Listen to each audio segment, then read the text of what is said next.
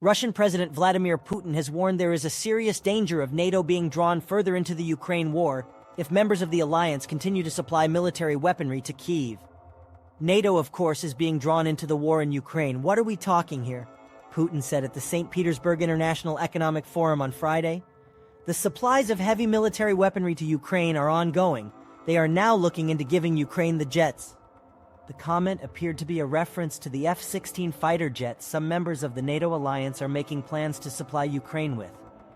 NATO, or the North Atlantic Treaty Organization, was formed in the aftermath of World War II to defend Western nations from the Soviet Union, and the alliance contains a mutual defense clause where an attack on any one member is considered an attack on all. While Ukraine is not a member of NATO, some NATO members have been supplying Kyiv with tanks, armored vehicles, and other weaponry, prompting threats of retaliation from Russia.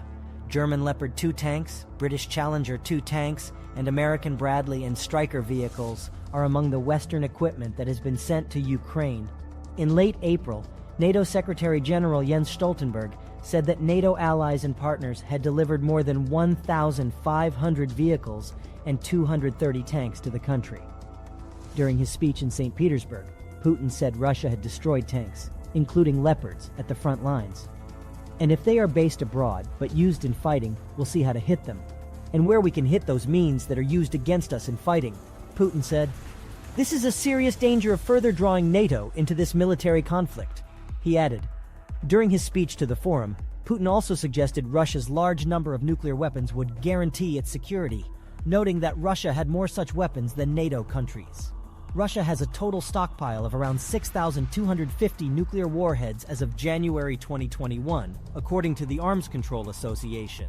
The U.S. has more than 5,500, while two other NATO member states, Britain and France, have about 220 and 290 nuclear warheads, respectively. Nuclear weapons are created to guarantee our security in the broader sense and the existence of the Russian state, Putin said. But first of all, there is no need, and secondly, the very fact of talking about it reduces the possibility of the threshold for using these weapons being reduced.